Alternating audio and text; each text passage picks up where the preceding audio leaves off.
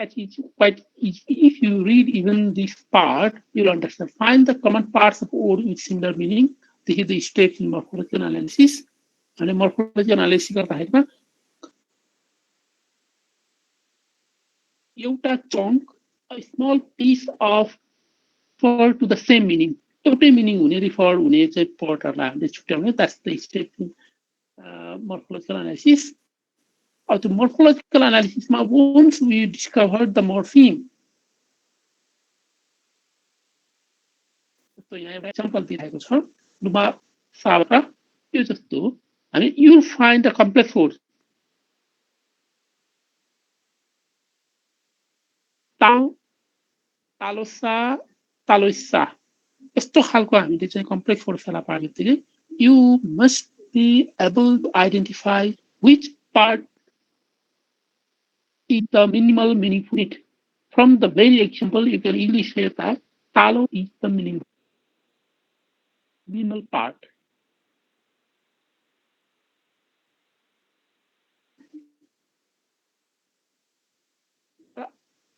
सारो कति फरक पर्छ यसमा पिलर मार्कर छ एउटा अर्को एउटा छ यसमा यो डिफाइन्ड छ यसमा डिफाइन्ड छैन त्यसैले हामीले ग्रामेटिकल मिनिङहरु छुट्याइसकेर मिनिमल मिनिङफुल युनिट थाहा पाएपछि morpheme first step therefore morphological analysis is the first step. In this first step we identify the minimal meaningful unit morpheme so that in phonological analysis we can use for the discovery of minimal pair. एउटा step यो भयो. You can now see अर्को step अझै पनि morphological step सिकिसकेको छैन. So morphological step मा कहिलेकाहीँ के हुन्छ भने you may not find the morpheme same morpheme for the same meaning. कहिलेकाहीँ के हुन सक्छ भने there may be morphological variation, alternate morphemes, two or more morphemes may refer to the same meaning. Therefore, the second step is identify. त्यो फरक फरक morpheme हो कि त्यसको alternate के छ त्यो थाहा पाउनु पर्छ. Therefore, हामीले थाहा पाउनुपर्ने कुरा के छ भने यो phonological analysis को first step is with morphological analysis. Morphological analysis बाट morpheme identify गर्ने, similar morpheme हरु छ भने छुट्याउने. If there are alternate morpheme, also try to find out. Determine the morpheme alternate and morpheme alternates and phonological relation between them.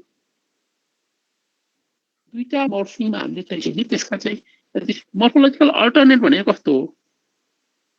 Morphological alternate भनेको चाहिँ कस्तो हो भने यो दुईटा morpheme छ त दुईटा morpheme को meaning एउटा छ that differ in one or two phonological element. For example, house and houses. So, एउटा example भनौं न हामी यसमा house र houses मा यसमा हामीले house भन्छौं यसमा हामीसँग हुन्छ houses यो दुईटा house and house. These two are morphological alternate. अब हामीले थाहा पाउनु पर्यो के भने यो दुईटा morphemeहरुमा के फरक छ त? There is a difference between this. The difference between these two morphemes is in this last phonological element. यसमा स छ यसमा ज छ. That is one is both are alveolar. One is voiceless, another is voiced. Both are fricative. यति कुरा हामीले चाहिँ थाहा पाउनु पर्यो. त्यही हो morphological analysis मा morphological alternate थाहा पाउने and once you discover the morphological alternate spot the phonological differences between these two alternate morphemes. Determine the morpheme alternates and the phonological relation between them. Construct the phonological feature matrix for the contractive sound of lines. Now see. यो alternate भइसक्यो न third stage is setup and now see अब तेस्रो स्थिति के we have already discuss there are two levels of representation two levels of रिप्रेजेन्टेसनमा जस्तो अब यो अर्को पनि कुरा छ जस्तो मैले यहाँ अर्को पनि भन्छु जस्तो यो हाउस र हाउसीको कुरा मात्रै होइन त्यो अर्कोमा पनि अर्को एक्जाम्पल के हुन सक्छ जस्तो प्यान र फ्यान जस्तोमा सरी फ्यान जस्तोमा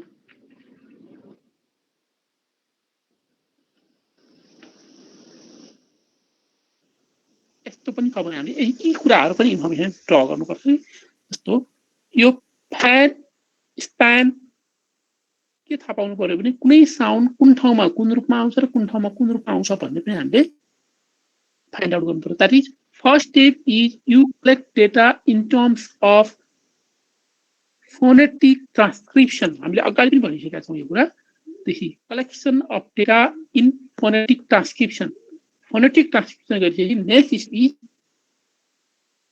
to do a morphological analysis so that you can identify morphemes and words. पहिला word भित्र पनि morpheme के छ थाहा पाउनु पर्ने कुरा. Once you discover these morphemes, next step is to find out the morphological alternates and their phonological relationship.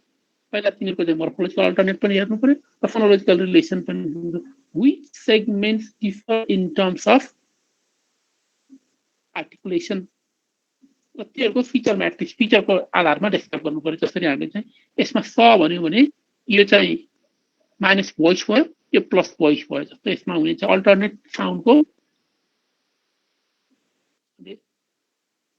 यसको चाहिँ सको बारेमा माइनस प्लस कन्टिन्युएन्ट यो चाहिँ फ्रिकेटिभको प्लस कन्टिन्युएन्ट भयो एन्ड एलिभेलर भन्ने बित्तिकै it is interior plus coronal and minus voice and plus consonantal यो सकमा हामीले चाहिँ मिनिमम कुरा गर्दाखेरिमा कतिवटा फिचरहरु हामीले भन्नु पर्यो पहिला चाहिँ दिस इज प्लस कन्सोनेन्टल भन्नु पर्यो दिस इज प्लस कन्सोनेन्टल एउटा फिचर आयो त्यसपछि प्लस कन्सोनेन्टल भित्र त्यो प्लस कन्टिन्युएन्ट भयो यतिले प्लस कन्टिन्युएन्ट हुनेबित्तिकै हामीले के थाहा पायौं इट इज फ्रिकेटिभ भन्ने भयो अब माइनस भोइस भनेर भन्ने बित्तिकै इट इज भोइसलेस भन्ने भयो अब त्यसपछि प्लस एन्टेरियर भन्ने बित्तिकै it is produced articulated at alveolum or in front of alveolum थाहा भयो अब त्यति भएपछि हामीले फेरि प्लस कोरोनल इन्फर्मेसन हामीले भन्ने बित्तिकै यो चाहिँ स भन्ने हामीलाई थाहा भयो यसको केसमा भने हामीले के गर्न सक्छौं यो पनि प्लस कन्सोनेन्टल हो प्लस कन्टिन्युएन्ट पनि हो but it is plus voice यो पनि प्लस एन्टेरियर यो पनि plus coronal now given these two features these in morphological alternates the morphological alternates of the morpheme that refers to house differ in terms of own phonological segment and which is contrastive in terms of voice feature. यसरी हामीले feature matrix को आधारमा हामीले थाहा पाउन सक्छौं एउटा plus voice एउटा plus voice. Now once you discover to यो यति कुरा गरिसकेपछि नेक्स्ट स्टेप चाहिँ हामीले के गर्नु पर्यो भने अन्डरलाइन रिप्रेजेन्टेसनको कुरा गर्नु पर्यो किनभने we have already discussed we have two levels of phonological representation. One is underlying representation, another is surface representation. You have to decide which one is underlying and which one is surface. यो दुईटा different sound भएको form मध्ये त्यो कुन चाहिँ underlying form हो र कुन चाहिँ सरफेस फर्म हुन सक्छ भन्ने कुरा you need to decide. यसको लागि एकै सजिलो हामी गर्न सक्छौँ. The distribution of these sounds. पहिला you have to see distribution. हामीले अगाडि फोनोलोजिकल एनालिसिसमा गरिसकेका छौँ. डिस्ट्रिब्युसन अफ दी साउन्ड हेर्नु पर्यो अनि फ्रिक्वेन्सी हेर्नु पर्यो अनि फोनेटिक क्लोजनेस हेर्नु पर्यो. तीनटा कुराको आधारमा you can decide which is underline form. एउटा हामीले भनेको छौँ let me repeat this three forms are three criteria. के भन्ने एउटा distribution are they in complementary distribution or in parallel distribution. यो हामीले अगाडि पढेको कुरा डिस्ट्रिब्युसन हेर्ने. नेक्स्ट यसको हेर्नुपर्ने कुरा हामीले नेक्स्ट कुरा भनेको फ्रिक्वेन्सी. यो दुईटा मध्ये अथवा अल्टरनेट दुईटा साउन्ड मध्ये कुन चाहिँ बढी आउँछ त? That is more places. बढी ठाउँमा कुन चाहिँ आउँछ त्यो हेर्ने. Third is phonetic closeness.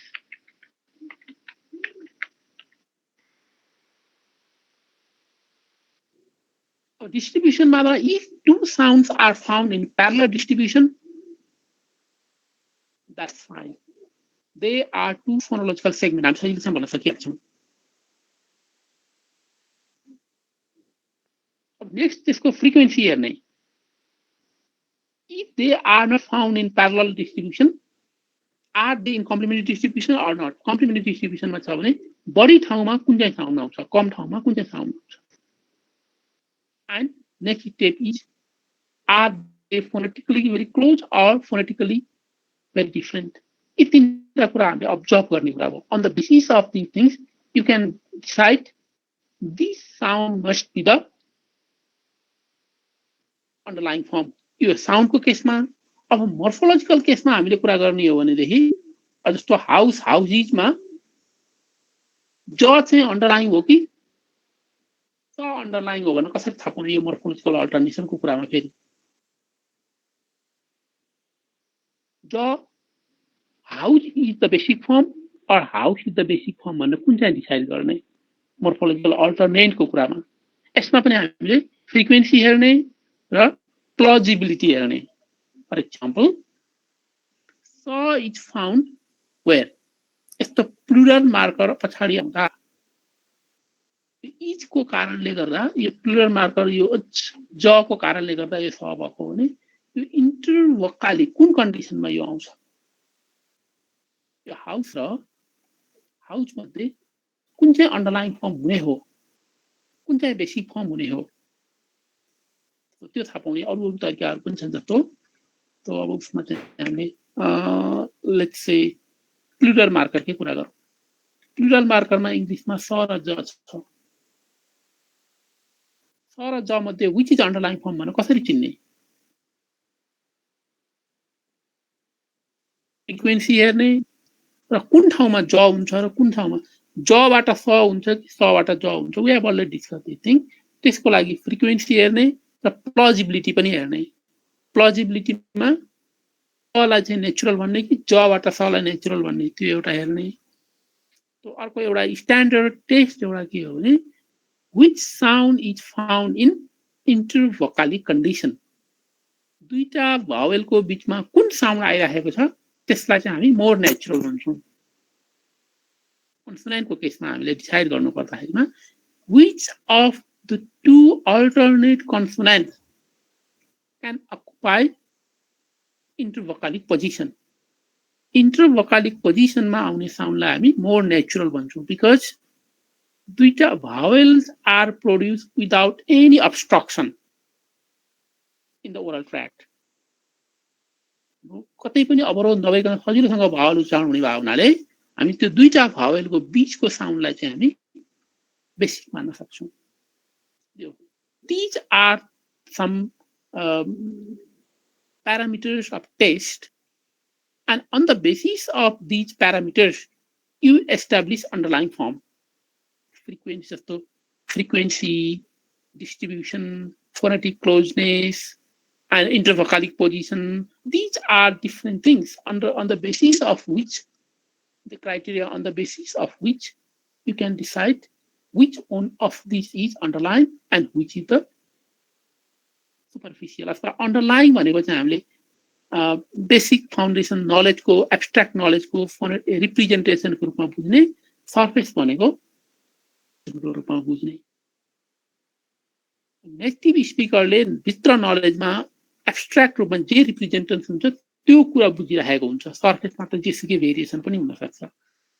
त्यसबाट फोनोलोजिकल एनालिसिस गर्दाखेरिमा हामीले the first step is collection of data. Data is in terms of phonetic transcription. This data you do phonological analysis so that morphemes and morphological alternates can be identified. अब त्यसपछि हामीले you find the त्यो एउटै वर्डको अथवा एउटै खालको फर्मको फरक भेरिएन्टहरु हामीले फेला पारेपछि त्यसलाई लिस्टिङ गर्ने। To discover the differences between these two sounds. अब तिनीहरुको सिमिलरिटी हेर्ने, अब साउन्डको डिस्क्रिप्सनहरु हेर्ने, which sound is different in given these two alternate forms. दुईटा मोर्फेमको बीचमा कुन चाहिँ साउन्ड फरक छ त? You just notice that. अनि त्यो दुईटा साउन्डहरुको हामीले फिचर म्याट्रिक्स हेर्ने, how they are different,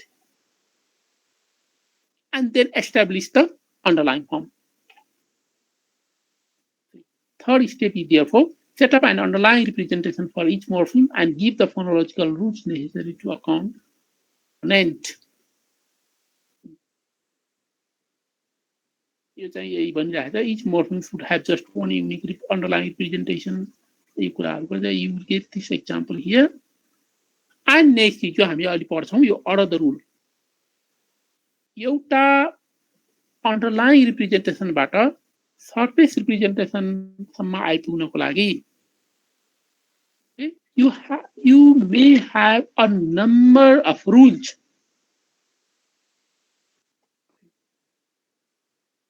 Let me repeat once again. So our is the ruler. Let me click phonological analysis steps in.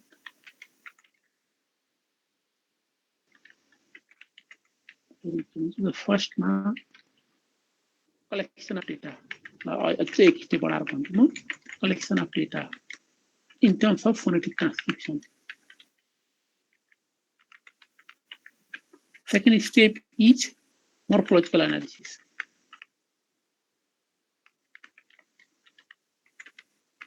Okay, morphological analysis. Third step is identification of morphological alternate. यसैमा पर्छ पर्न त.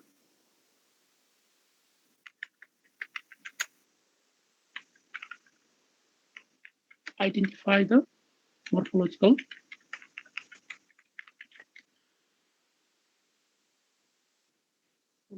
alternate.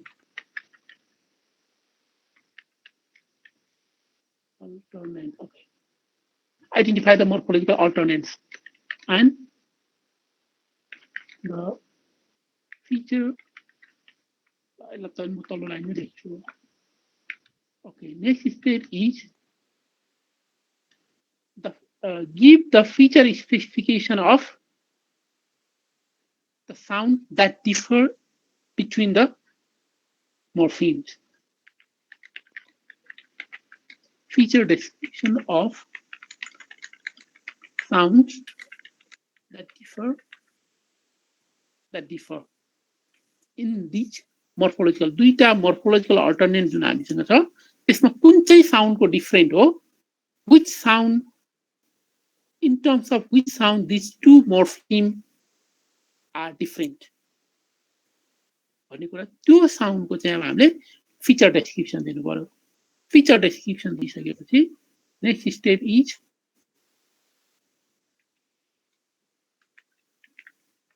establish the underlying form.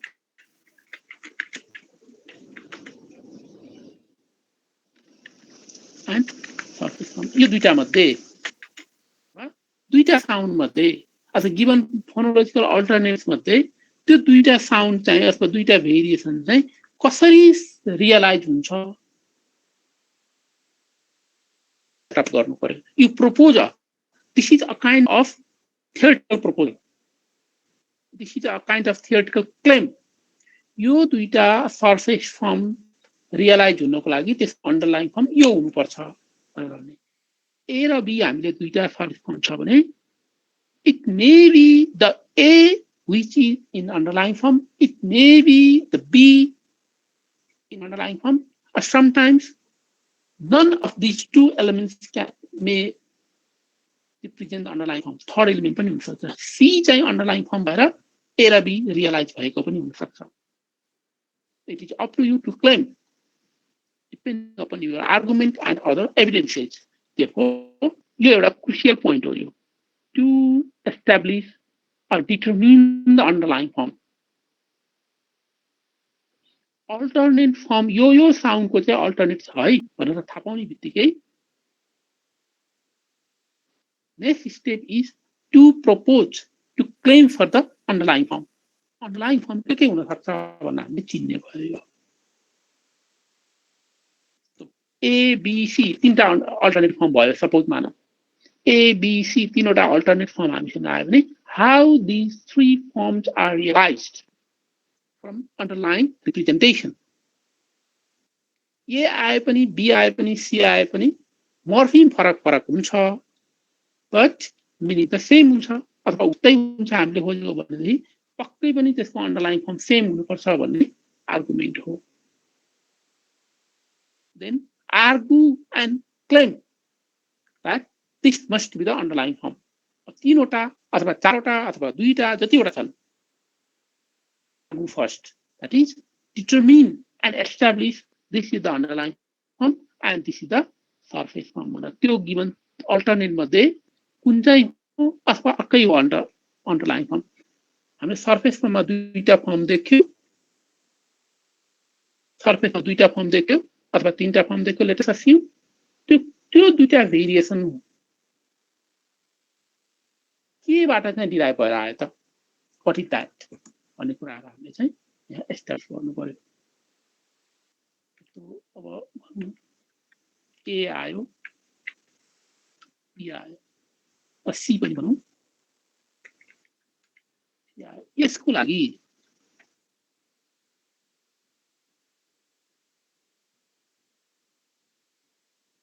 Form के होला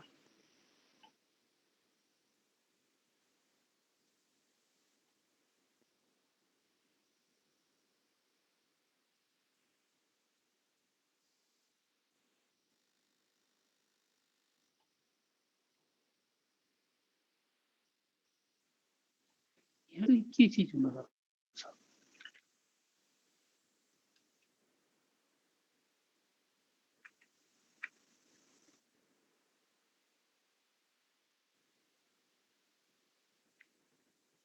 what is that त्यो कुन चाहिँ चीज हो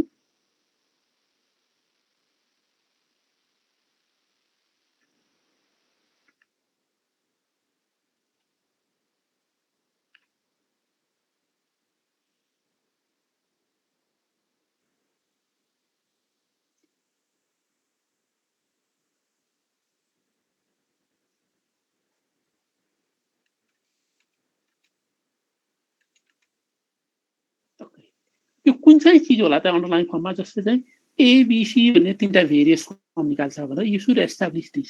अब के हुन सक्छ कहिलेकाहीँ यो गेस गर्ने कुरामा your guess may be wrong यसमा चाहिँ ट्रायल एन्ड एरर भइरहन सक्छ. You go keep on analyzing and arguing and proposing. यो हुन सक्ला अथवा कहिलेकाहीँ हामी के भन्न सक्छौँ इट मे बी ए नै हो यसको मेन चाहिँ कहिले बी भन्छ कहिले सी भन्छ कहिले ए को रूपमा रियलाइज हुन्छ. You may argue or sometimes you may say that no it must be B. Sometimes you may say no it must be C. Your argument must be supported by evidences and it must be logical.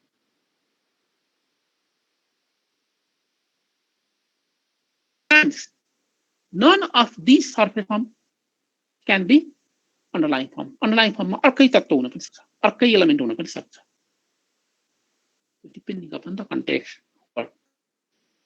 Therefore, this step is to establish the underlying form.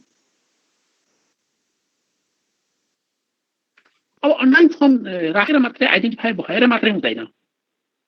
Next step is how these surface forms are realized from this underlying form. Describe how the surface forms are realized from the underlying representation.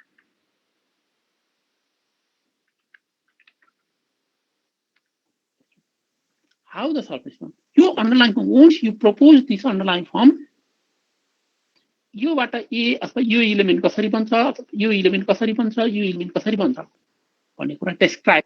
This description is in terms of rule. This description is expressed in terms of rules. Okay. हामीले rule फर्मेटिङको कुरा अगाडि पनि गरिसकेका छौं. We'll come to छोटो discuss फेरि गर्छौं. The description is expressed in terms of rules. There rules किन मैले भने there may be one or two rules. किन one or two rules? जस्तो morphological किनभने अब हामीले दुईटा कुरा गरिसकेका छौं. एउटा phonological alternation मा जुन यो allophonic alternation ठ्याक्कै एक स्टेप अर्को आइहाल्छ. तर morphological alternation मा के भइरहेको छ भने there may be intermediate step. Morphological alternation मा intermediate step हुन्छ भनेर हामी कुरा गरिसकेका छौं. एउटा फोनिम अर्को फोनिममा चेन्ज हुन्छ अनि त्यो फोनिम चाहिँ एउटा फोनमा चेन्ज हुन्छ. That is what we have said. And there may be two or more rules, or maybe only one rule. And you have to establish the rule how the surface form is realized from the underlying form. Underlying form, the surface form, you have to create a correlation, a relation between the underlying form and the surface form. That is, we have to describe how the surface form is realized from underlying representation, underlying form. This description is expressed in terms of rules. The rule may be, the number of rules may vary depending upon the alternation. Sometimes there may be only one rule, maybe two rules, or maybe three or four rules or more.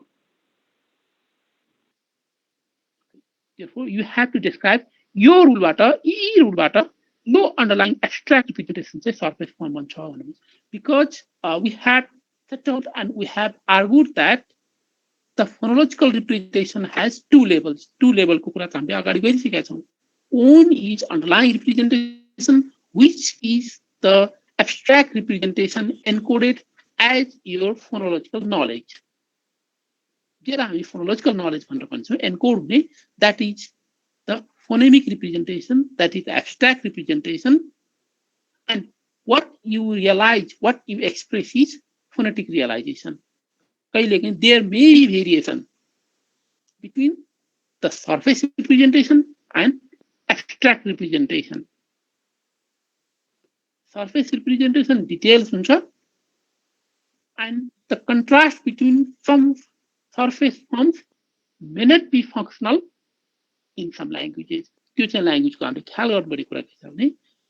phonetic contrast भए पनि त्यो language contrast हो भनेर notice नगरेको कुरा हुन सक्छ. हो त्यो कुरा पनि this is just a part of your phonological knowledge and you have to consider that in phonological analysis. त्यो नै कुरा पनि हामीले पत्ता लगाउनु पर्ने कुरा हुन्छ. Therefore, underlying form, then describe, tell how these from these underlying form surface form is realized. त्यो फर्मबाट कसरी surface form आउँछ भन्ने कुरालाई हामीले चाहिँ भन्न सक्नु पर्यो.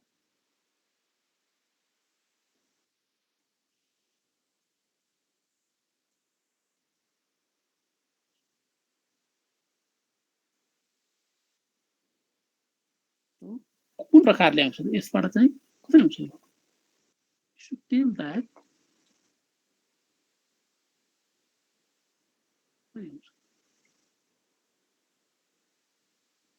think over that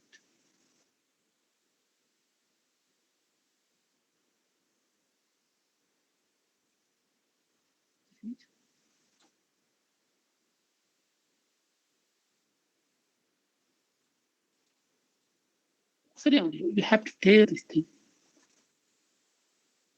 circular path के हो त त्यसको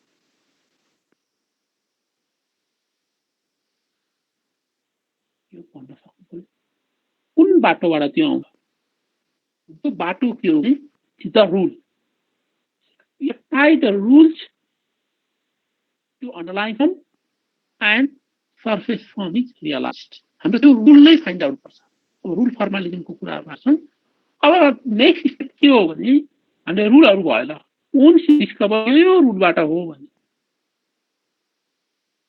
now next step is to determine the order of rule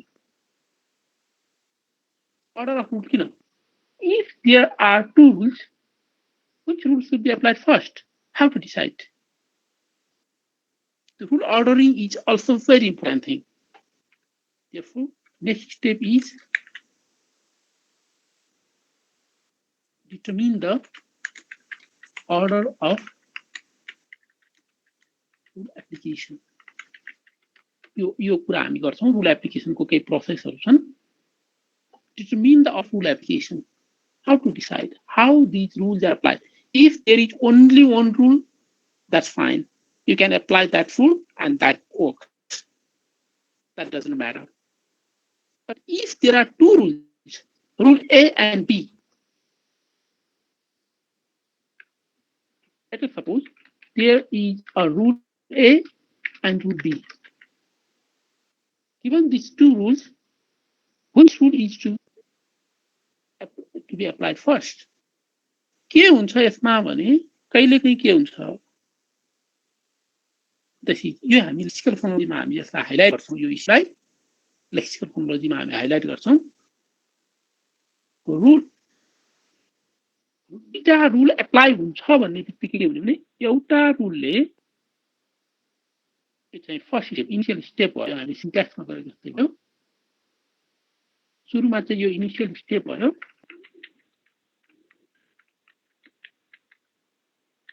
once you apply a rule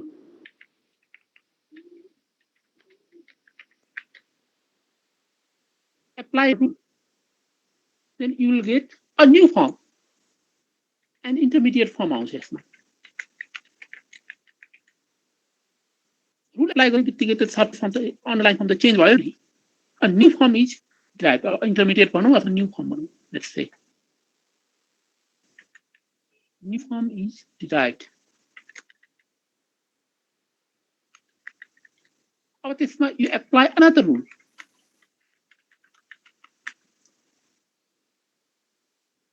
and once you apply other new form still new form another new form derived new form थियो नि यो new form भन्दा यो बेग्लै भइसक्यो किनभने एउटा sound अरूमा चेन्ज भइसक्यो if there is another rule let's suppose apply third rule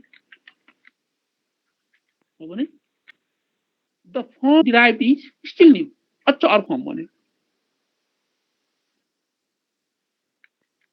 new form now see let us suppose यो यसलाई चाहिँ rule A भनौं यसलाई rule B भनौं rule C भनौं अब यदि rule A एप्लाई हुने ठाउँमा rule B एप्लाई गर्दियौ भने के हुन्छ हामीले त तीनटा रुलको चाहिँ हामीले प्रपोज गरिसकेका थियौं सुरुमा once दुईटा अप्सन हो one thing one को एउटा प्रोबेबिलिटी के हुन सक्छ भने rule B एप्लाई नहुनै सक्छ to apply a rule there must be structural description must be made हामीले यसमा rule application को कुरामा हामीले अलिकति ख्याल गर्नुपर्छ यो कुरा how a rule can be applied rule apply condition भनेको के हो rule apply हुनको लागि a rule is applied only when the structural description required for the rule is met यो कुरा म भन्छु a rule can and must be अब दुईटा कुरा applied if the structural description structural description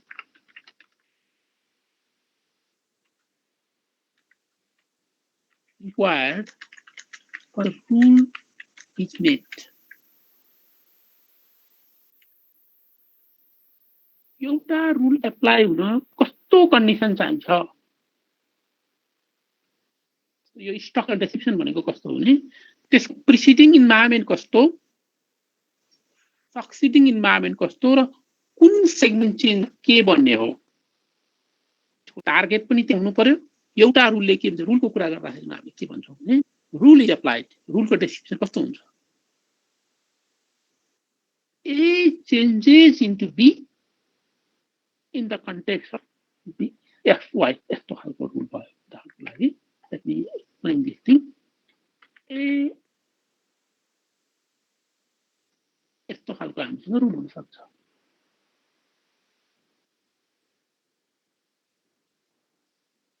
changes into B in the context of X and Y if this is the form of rule हामीले अगाडि rule फर्मालिटीको कुरा गरिसकेका छौं this is the input यसलाई हामी इनपुट भनौं this is the output and the context भनेको के हो भने यसो भन्नु भनेको के हो भने x a y के भनेको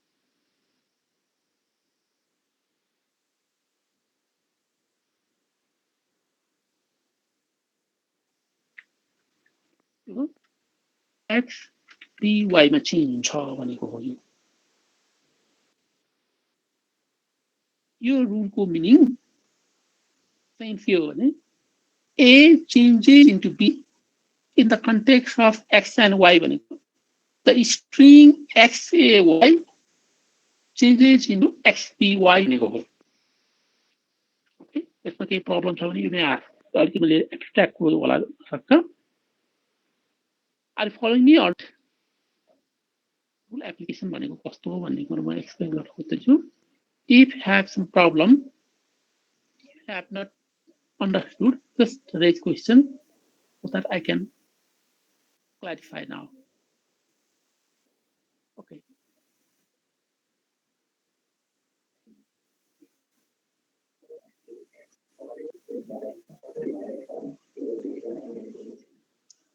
के भन्नु फेरि भन्नु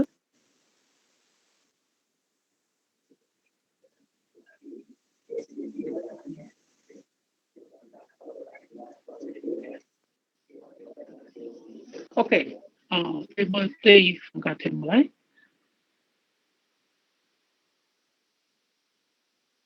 explain this what you understand from the rule A is written as B in the context of X and Y. The rule meaning here, what does that mean?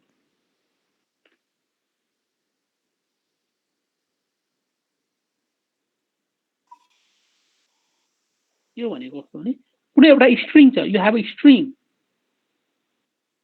To string code, there are three elements in that string. Preceding element X, third element Y. To context भयो हाम्रो target चाहिँ के हो भने rule को target चाहिँ B sorry rule को target चाहिँ A यहाँ त A छ यो ठाउँ भनेको A को ठाउँ चाहिँ यदि यो ठाउँमा A छ भने अब X र पछाडि Y भएर बीचमा A छ भने हाम्रो रुलले के भन्छ त्यो A लाई चाहिँ रिप्लेस गरेर B राख्देऊ भन्छ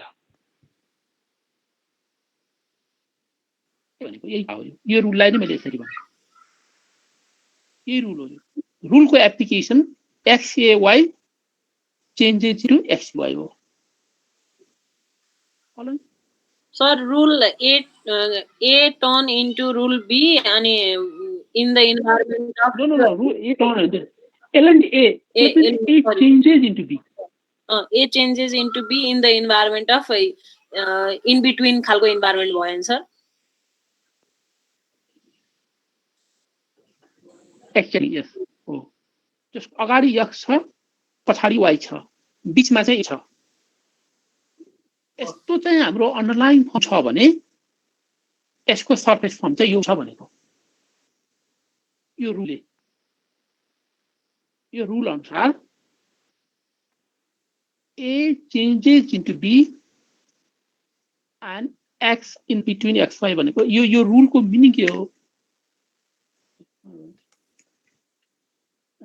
यो रुलको मिनिङ के भयो भने यस्तो स्ट्रिङलाई यस्तो स्ट्रिङमा चेन्ज गर्न सक्छ.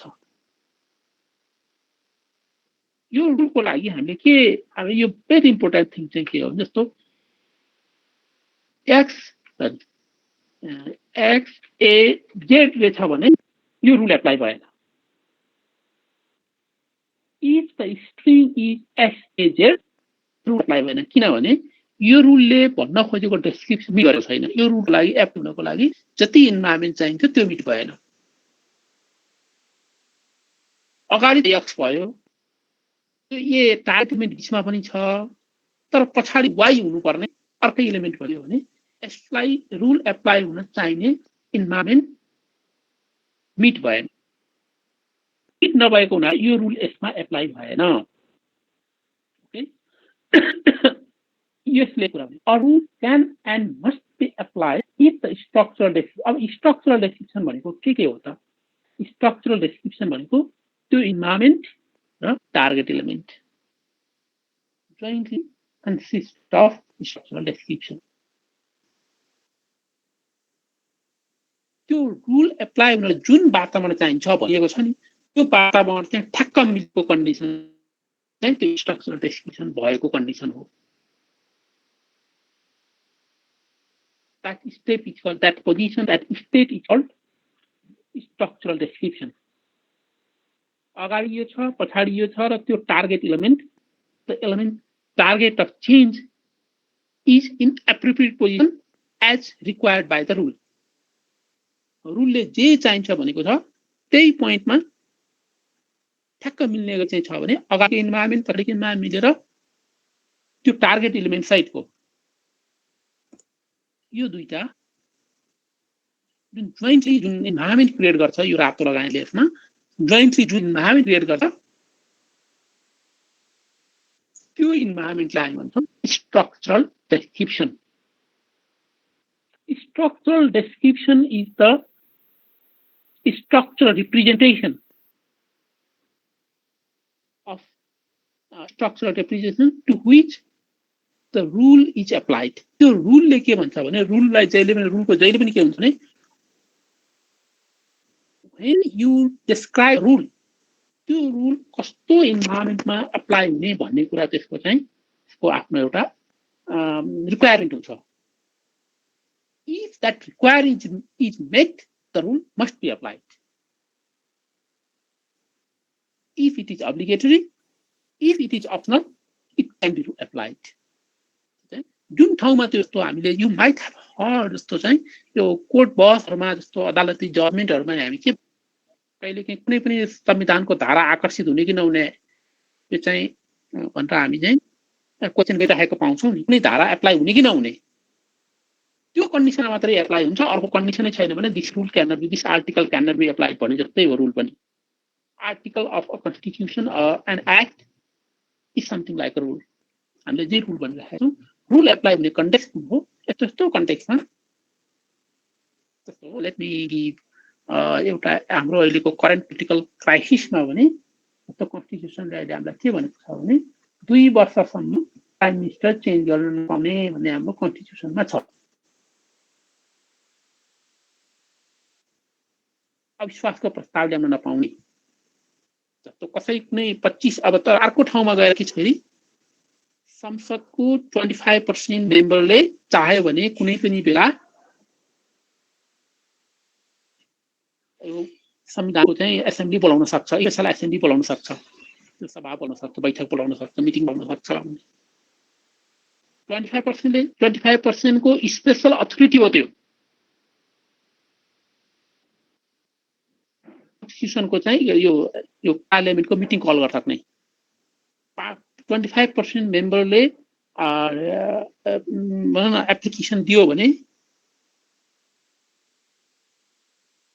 स्पिकरले मिटिङ बोलाउनै पर्छ। त्यो चाहिँ प्रेरोगेटिभ अथोरिटी हो पीएम पार्लियामेन्टेरियनहरुको। तर अर्को ठाउँमा के भनेको छ भने त्यो पार्लियामेन्ट मेम्बरहरुले मिटिङ त कल गर्न सक्छ, तर इफ त्यो सरकार यदि 2 वर्षसम्म भएको छ भने 2 वर्ष भएको छैन भने त्यो प्राइम मिनिस्टरको चाहिँ 3 वर्ष भएको छैन भनेदेखि अविश्वासको प्रस्ताव राख्न चाहिँ पाउँदैन। किनभने रुल एप्लाई हुनको लागि कन्डिसन मिट भएन। यस्तै खालको उदाहरण हामीले सामने हेर्छौँ। कुनै कन्डिसन मिट भएन भने कन्डिसन मिट हुनु भनेको स्ट्रक्चरल रिक्वायरमेन्ट पुर्ने हो। सबै कन्डिसन पुरा भयो भने रुल एप्लाई हुन्छ, कन्डिसन पुरा भएन भने रुल एप्लाई हुँदैन। जुन कन्डिसन पुरा हुन्छ त्यो कन्डिसनलाई हामी भन्छौँ structural description. The same thing you com across in हामी सिन्ट्याक्समा हेर्यो कुनै पनि रुल एप्लाई हुनको लागि फ्रेज स्ट्रक्चर रुल एप्लाई हुने भनेको त्यही ठाउँमा मात्रै हो where the structural description is met. So transformational rule apply हुनको लागि एउटा सर्टेन स्ट्रक्चर गर्छ, त्यदि त्यो स्ट्रक्चर छैन भने ट्रान्सफर्मेसन रुल एप्लाई हुँदैन। हामी त्यही कुराहरु भन्छौँ। Okay. A rule can and must be applied the structural description required for the rule is made. त्यो रुलको लागि जे स्ट्रक्चरल डेस्क्रिप्सन चाहिन्छ भनेको छ त्यो रुलले चेन्ज गर्ने टार्गेट एलिमेन्ट त्यहाँ हुनु पर्यो, त्यसको प्रिसिडिङ सक्सिडिङ एलिमेन्ट पनि अथवा चाहिन्छ भनेको छ भने हुनु पर्यो। If a rule is applied only at the end of the word,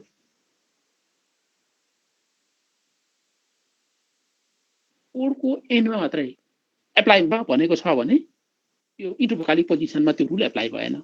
ओनिसियल position मात्रै हुन्छ। जस्तो इङ्ग्लिसको aspiration rule is applied only in stressed syllable. If the syllable is not stressed,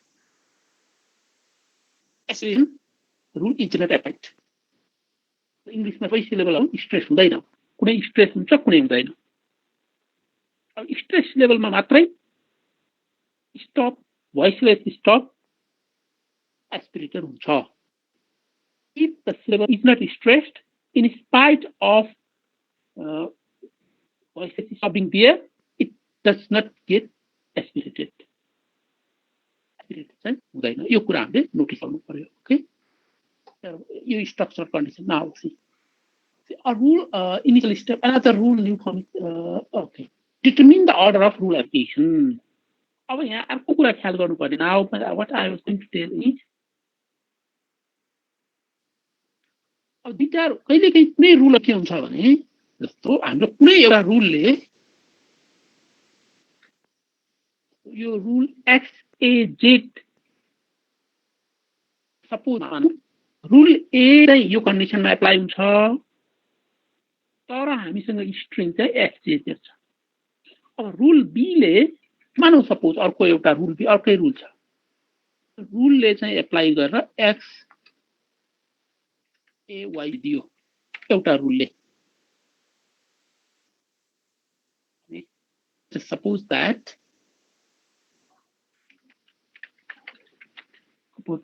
a rule changes the string XYZ into XAY.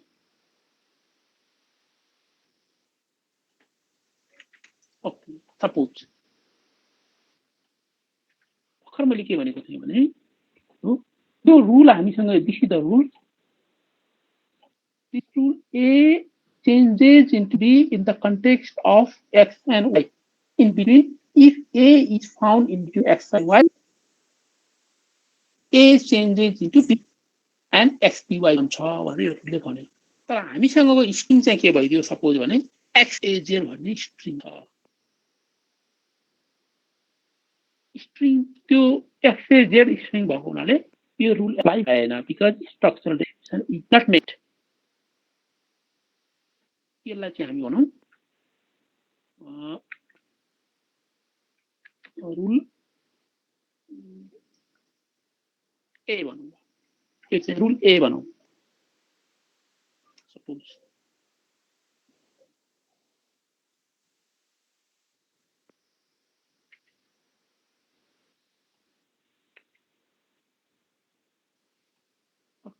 यो rule ए छ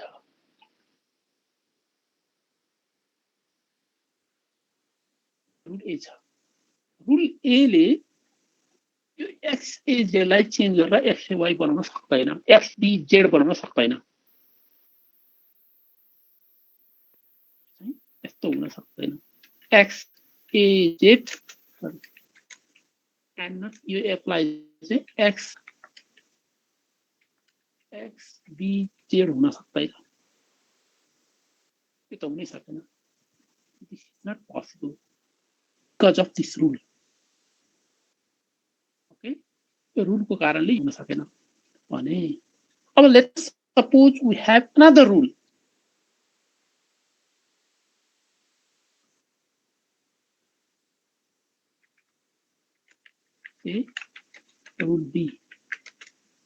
rule B भन्ने चाहिँ a rule change the string into rule x to y त्यसको मतलब rule B ले हामीलाई के गर्यो भने rule B makes x a j into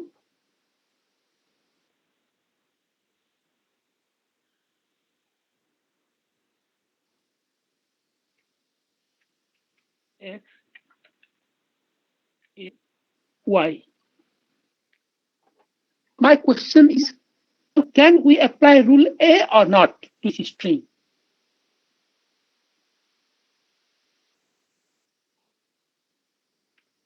अब रुल ए एप्लाई प्रयोग गर्न सक्छौं हामी x a y. What is your opinion?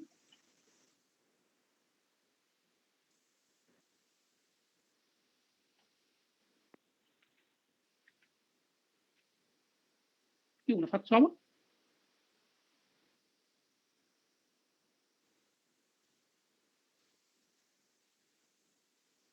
Rule be apply गरिसकेपछि हामी रुल ए एप्लाई गर्न सक्छौं कि सक्दैनौं Are you following or not?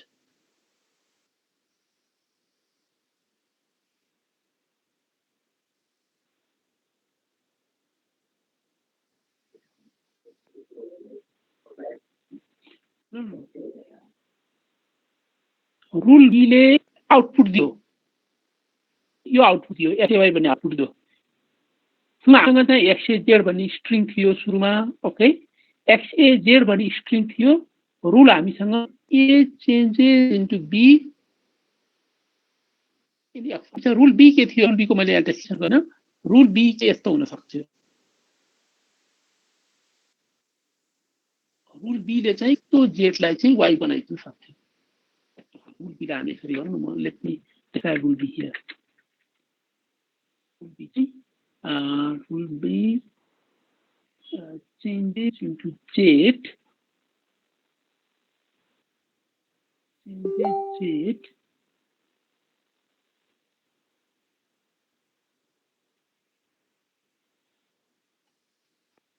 into y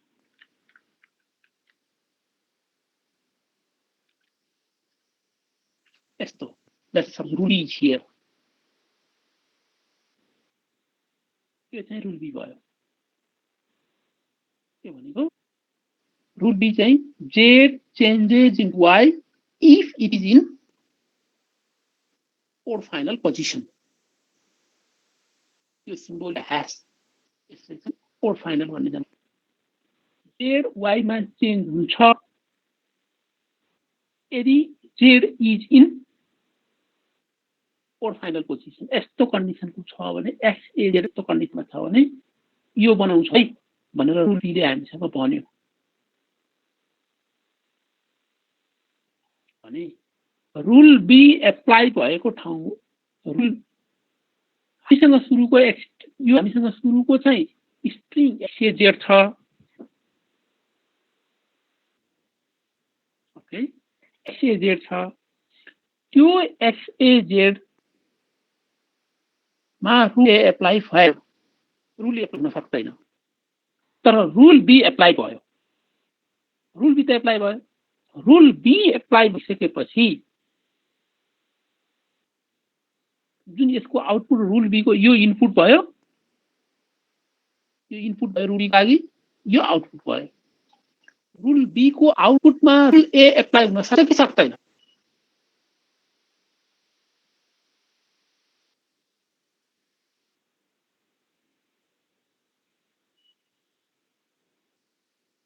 के होला can we apply or not किन सक्दैन किन ओके जस्ट के अरे किन किन एउटा मात्रै हुने मैले अहिले भर्खर भने त there may be 2 or more rules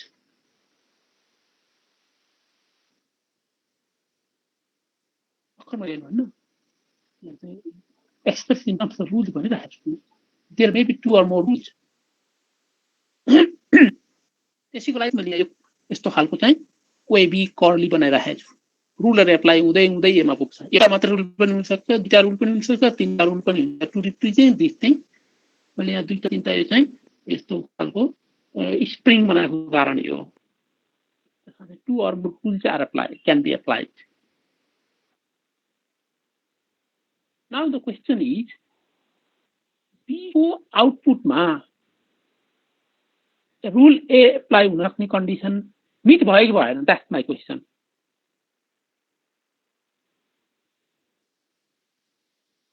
अब if you want to apply rule A हामी सर्फेसमा कहिले फरक कुरा गर्छौं if you want to apply rule A can we apply this rule to the output of rule B or not that's my question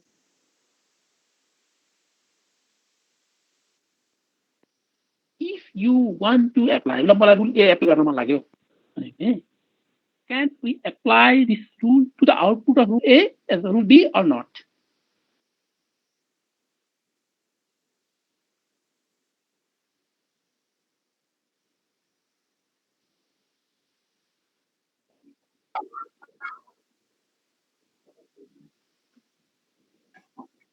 of course किनभने structure definition meet भयो नि त rule A apply हुनको लागि जे चाहिनु पर्ने environment हो त्यो पुरा भयो हामीले अरुसँग मात्र भएन if the rule is applicatory and structure required description required for the rule is met the rule must be applied all पाए छैन रुल एप्लाई गर्नुपर्छ now the question के हो भने we have two rules rule A and B दुईटा rule भयो given these two rules rule A and rule B हामीसँग string छ XAZ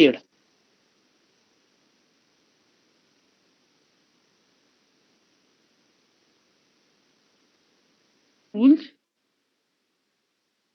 अब यो रुल मध्ये हामी अर्डरिङ गर्दाखेरिमा कसरी अर्डर गर्ने एउटा चाहिँ स्पेसिफाई अर्डर स्पेसिफाई गर्ने हो कि फर्स्टमा हामी कुन रुल राख्ने सेकेन्डमा कुन रुल राख्ने अर्डर गर्नु पर्यो हामीलाई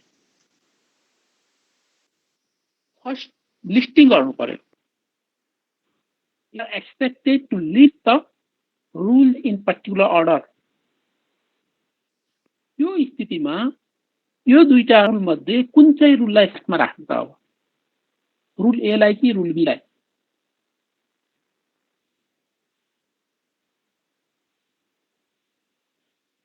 अर्डर बित्तिकै के हुनु पर्यो भने फर्स्ट कम फर्स्ट बेसिस अगाडि हुन्छ त्यो रुल पहिला एप्लाई गर्ने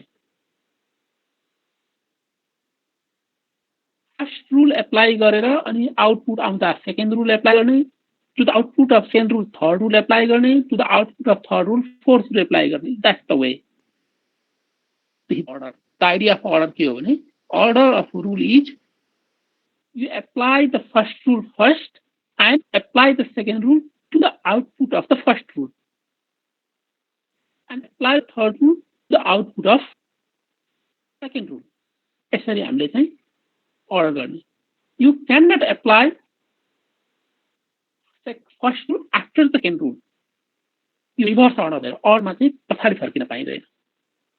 Once done. Apply structural decision meet भएको छ. If the structural decision is met, apply the rule. If the structural decision is not met, leave the rule and go to the second. And see if the structural decision is met or not. If the structural decision is met, apply the rule. If the structural decision for the second rule 2 is not met, leave this and go to third rule. This is the order. यसलाई हामी order भन्छौँ. Given this concept of rule ordering and given these two rules, rule A and rule B, यो दुईले फर्स्टमा rule ए राख्दा better हुन्छ कि rule be राख्दा बेटर हुन्छ? Of course, yes. किनभने rule A is applied to the rule to the output of rule A, isn't it? If you order otherwise, तो पहिला हामीले rule A राख्यौं भने के हुन्छ? पहिलालाई rule भनेको के हो भने rule A apply गर्ने पाएनौं, right? त्यसो हुँदाखेरिमा त्यो x dy भन्ने आउटपुट कृति छैन. हामीलाई स्थिति कस्तो थियो भने सर्फेस फर्म x dy निकाल्नु पर्ने थियो नि, हैन? सर्फेस x dy निकाल्नु पर्ने थियो. हामीसँग अन्डरलाइन फर्म छ x स्क्वायर. हामीलाई सर्फेस फर्म चाहिँ x dy निकाल्नु पर्ने थियो.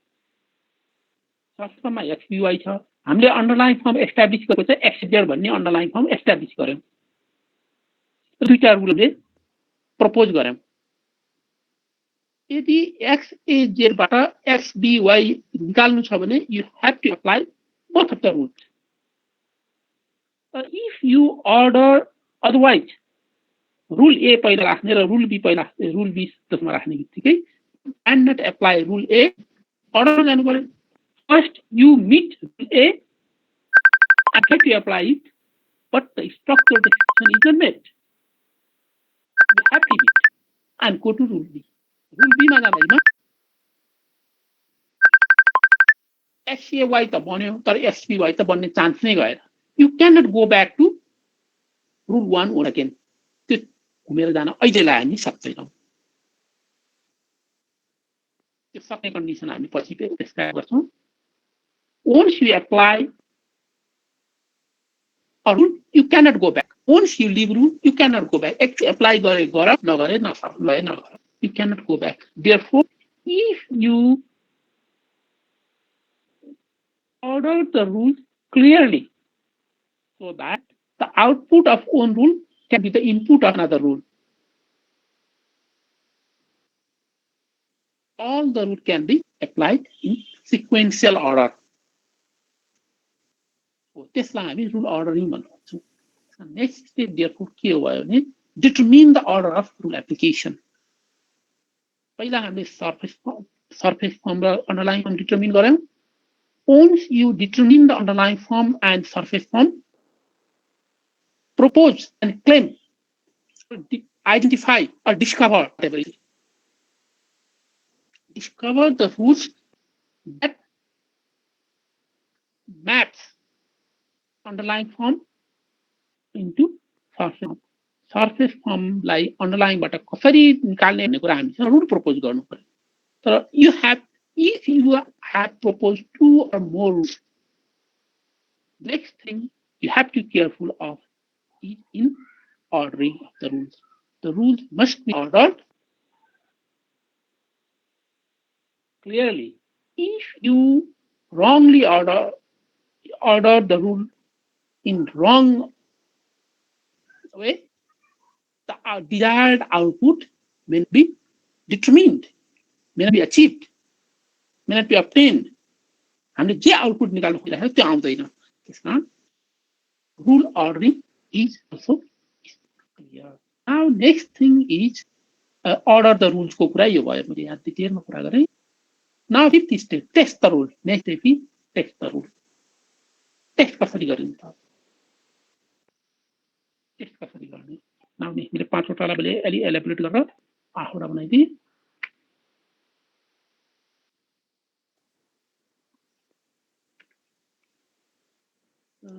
Now test the rule. rule कसरी टेस्ट हुन्छ? हाम्रो सामान्य साइन्टिफिक एक्सपेरिमेन्टहरुमा पनि हुने कुरा के हो भने once you argue this is the rule, this is the result, अथवा this is the theory, whatever you say, this is your claim, you must apply that rule in another context. त्यो rule order हामीले तीनटा कुरा गरिसक्यौं. यसमा हाम्रो चाहिँ underline फर्ममा यो सेगमेन्ट हुन्छ भन्ने क्लेम गर्यौं. हाम्रो चारवटा क्लेम छ यसमा. एउटा अन्डरलाइन फर्मको क्लेम गर्यौं, अर्को रुलको क्लेम गर्यौं, अर्को रुल अर्डरिङको क्लेम गर्यौं. तीनटा क्लेम छ हाम्रो. ओके, इन फोनोलोजिकल एनालिसिस हामीले अन्डरलाइन फर्म र सर्फेस फर्मको प्रपोज गर्यौं. This must be the underline form and this must the surface form. हामीले एउटा कुरा गर्यौं. Next thing, we have proposed a number of rules that are applied to realize this underlying form into surface form. यो underlying formबाट surface formमा ल्याउनको लागि यी rule apply गर्नुपर्छ भनेर हामीले rule पनि propose गर्यौं. Next thing, we have argued that this rule must be ordered in this way भनेर हामीले अर्को order पनि claim गर्यौं. Our aim of these three things, three objects, must be tested in another context. अब अर्कै कन्टेक्स्टमा if this your argument is valid, verified in another context, underlying form र त्यो surface form अर्कै कन्टेक्स्टमा पनि अर्कै कन्डिसनमा पनि त्यस्तो मिटिङ भयो र त्यो अर्डरिङ अर्कै कन्टेक्स्ट मिट पनि भयो, त्यो रुल अर्को कन्टेक्स्टमा पनि एप्लाई भयो.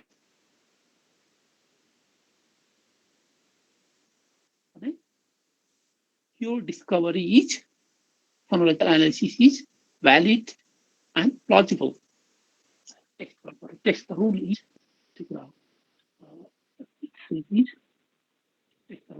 If your underlying representation and rules are all feasible, then you should be able to derive all the correct phonetic forms and no incorrect forms. That's the thing. Or context apply. But once we apply your claim, the output must be phonological and acceptable in that language. एउटा महत्त्वपूर्ण कुरा के हो भने हाम्रा rule ग्रामरले यो तीनटा rule अथवा दुईटा रुल जुन हामीले प्रपोज गर्छौं, that's a part of grammar. त्यो हाम्रो ग्रामर हो, हामीले डिस्कभर गरेको ग्रामर हो. हाम्रो ग्रामरले जहिले पनि be careful, always must generate grammatical and acceptable form. Our grammar should not generate ungrammatical, unacceptable form. हाम्रो टेस्ट गर्ने भनेको when you apply the underlying form and the rules associated with that form generate grammatical and acceptable form in another context, that is the grammar which is flexible or right grammar of that language. The rules are valid ho भनेर भन्न सक्छौं. Our rules must generate acceptable form and must not generate unacceptable form. त्यति मात्र. त्यसकारण हामीले अस्ति पनि एक दिन भनेको थियौं, all and only grammatical form. Grammar must generate all and only grammatical form. All grammatical form and only grammatical form. If the grammar you propose, you claimed you have discovered, generate ungrammatical forms, that grammar is not right grammar. And next is test the rule. Rule testing में क्यों बोले? The claim the claim you made is tested in new context and new environment with new data, more data सँग त्यो new context खोजेको more data सँग. If you test your claim with more data and if the output generated by your rules, your grammar is acceptable, then your rule is fine. Otherwise, you have to revise your steps. कुनै पनि एउटा स्टेपमा अथवा सबै स्टेपमा रिभिजनको आवश्यकता हुन सक्छ. This is the step in phonological analysis. In book हामीले 5 वटा छ, मैले त्यसलाई अलिकति स्प्लिट गरेर 8 वटा भने the same thing. Topics, collection of data, phonetic transcription, which we have already discussed, morphological analysis, identification of morphological alternate, and then specify the feature description and describe the feature that differ, features of the sound that differ between the alternate morphological alternate, and propose the underlying form and surface form, and propose the rules that derive surface form from that underlying form, and order those rules and test your argument. These are the steps. हामी जहाँ गएर phonological analysis गर्यो भने these are must be applied. यो एउटा चाहिँ conceptual कुरा भयो.